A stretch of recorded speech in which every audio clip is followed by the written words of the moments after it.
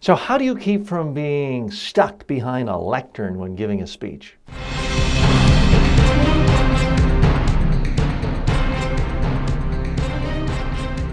Speaking, the show about effective speaking in public, to the media, at work, and in life. Speaking with TJ Walker. This question comes from Buddy Amoroso. He's one of our regular viewers or perhaps listeners on LinkedIn as well as YouTube. He writes in, TJ, what do you do when you've been invited to speak at a local service organization like Kiwanis? At the lectern, there is a low-quality stationary microphone. The mic length is too short to walk with the microphone. In these cases, are you bound to stand behind the lectern? Well, buddy, I appreciate your concern. Those of you who've heard me speak regularly and been regulars to this podcast know, in general, I recommend that you don't stand behind a lectern because most horrible speakers stand behind a lectern. Audiences associate that with a horrible speaker who's going to stand and read a bunch of notes, no movement, no body language, sometimes leaning or grabbing the lectern. And I just try to do everything I can to not associate myself with the things bad speakers do. But you can't control every situation. I understand that if it's your own convention and you're already spending a lot of money, you can design anything you want. But if you're, for example, a small town politician or civic leader, and at the last minute you get invited to speak at civic events around town at lunchtime, you're not being paid anything, it's just something you pop over and do, you can't put a lot of time and money and effort into it. I do realize that. So a couple of things I want you to think about, buddy. For starters, you mentioned Kiwanis Club. They do a lot of great stuff in communities, whether it's Kiwanis, Rotaries, Optimists. My family members, my father was a longtime Optimist member. That's actually where I got my public speaking start, at the Optimist Oratorical Contest. So with some Kiwanis clubs, you may only have 20 people. Others, you might have 150 people. Let's say you're asked to speak at a Kiwanis club where there's 20 people and a lectern and a bad mic, as you painted the picture of. I would suggest don't get behind the lectern. Just don't use the mic. If there are only 20 people in the room, you don't need a microphone. You can just walk around, get close to people, no barrier between you and the audience. Let's say it's a larger group. It's, say, 50 people, but you're only speaking for 3 minutes. Let's say you're announcing a charity pancake fundraiser. And you're only talking for 3 minutes. I would simply project my voice to reach 50 people. Now, if it's a larger group, let's say it's 80, 100, the acoustics aren't great. Well, people do need to hear you, so I would definitely use that microphone. Now, you mentioned the microphone isn't long enough to walk around with. Simply pulling the mic out of the mic stand and standing next to the lectern, where you can gesture, move, bend a little, not have the lectern obscuring your body, will make you seem much more comfortable, confident, polished, and relaxed. So that is one technique. Now, another solution I want you to think of, this is a little more complex, but let's say you are running for office. You know you're going to be giving 5 speeches a week for the next year. What I would recommend is take your own portable wireless microphone and speaker. I used to do this for many, many years.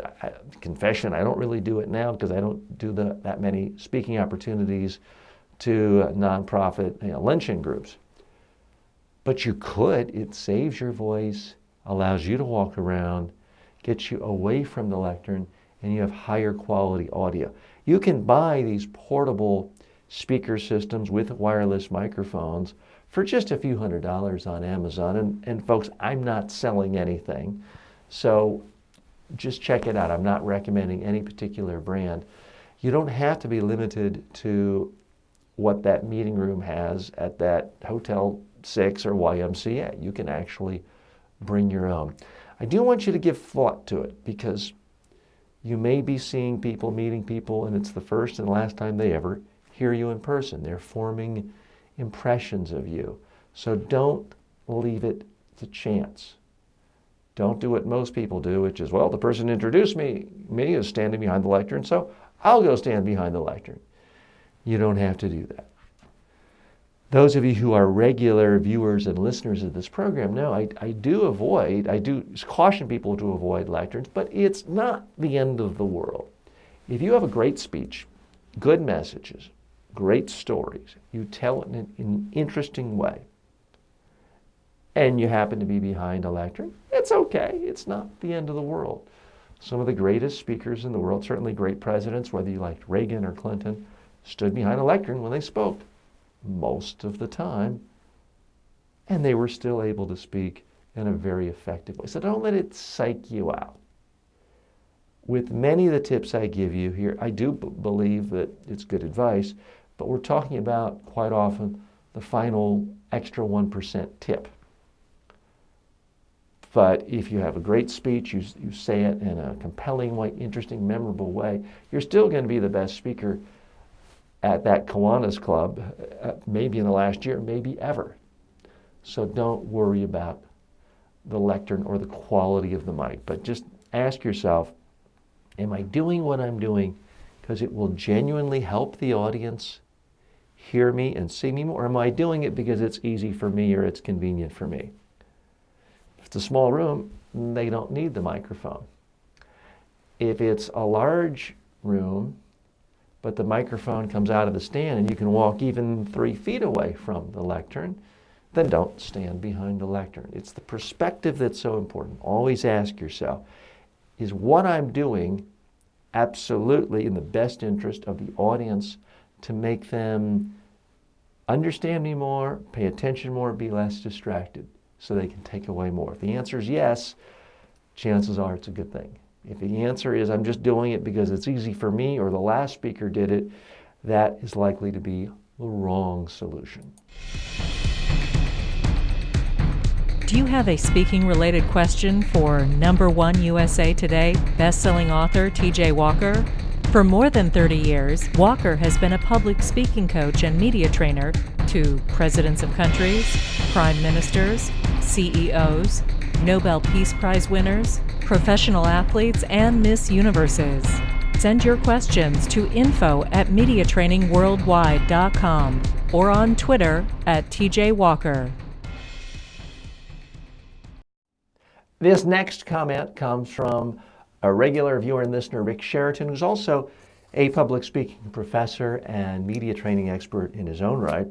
Rick writes, TJ, I was watching Ben Cohen of Ben & Jerry's ice cream fame being interviewed by Fox News Channel's Neil Cavuto about the influence of Sanders supporters at Trump rallies. I have met Ben a couple of times and generally agree with his politics, but he gave a classic poor performance. I grabbed my notebook and wrote down some comments. He used too many filler words, sloppy dress, poor eye contact, eyes wandering, disorganized thought process, and he provided the link. And I am going to provide you with the link in the show notes here if you want to see the interview in question. Now, this struck me as interesting for a couple of reasons.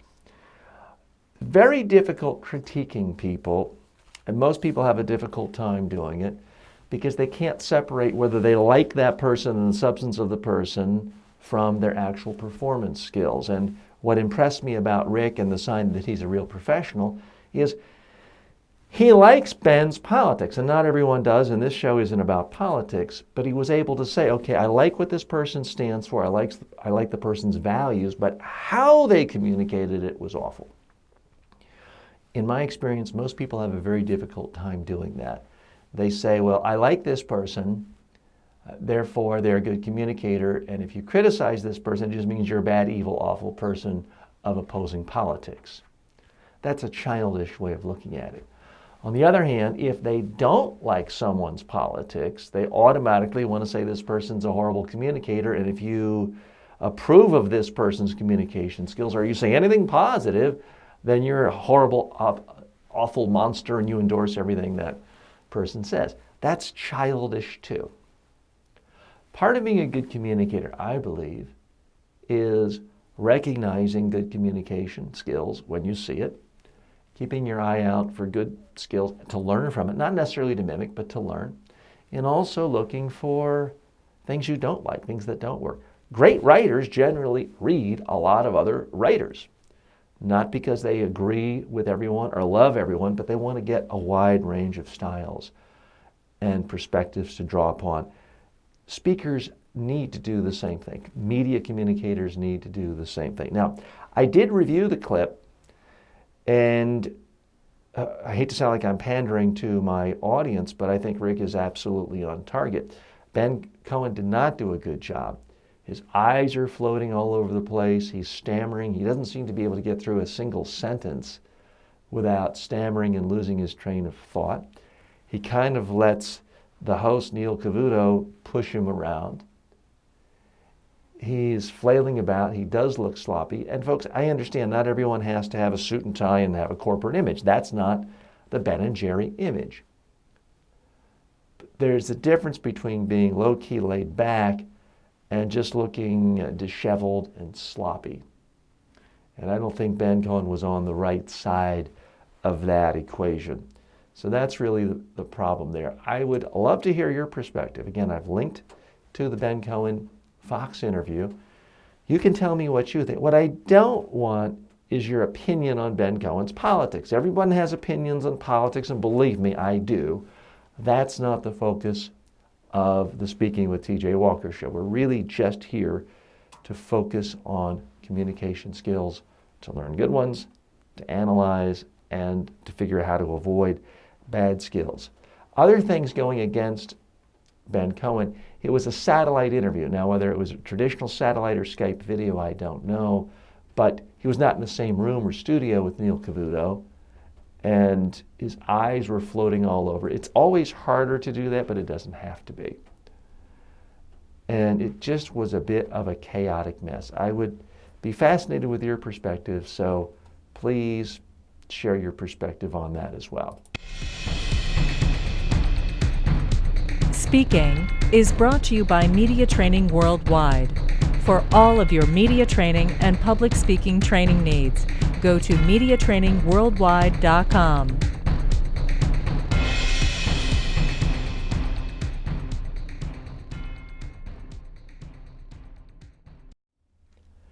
Folks, I do want to thank you today for spending a little time with me. As always, if you have any questions, comments about public speaking or media training, just send them to me. You can post them wherever you're watching or listening to this program. You can email them to me, info@mediatrainingworldwide.com, or just directly to me, tj@mediatrainingworldwide.com, and we'll address your concerns, your questions, your comments, your disagreements with me. We hold nothing back right here on this program. As always, may all of your presentations in life be a huge success. See you next time. I hope I see you tomorrow. Speaking with TJ Walker is the #1 rated daily streaming TV and radio show devoted to all aspects of speaking and communication. If you received value from this show, then please subscribe to it at mediatrainingworldwide.com. Please review the show, leave comments, and share it with your friends and colleagues today.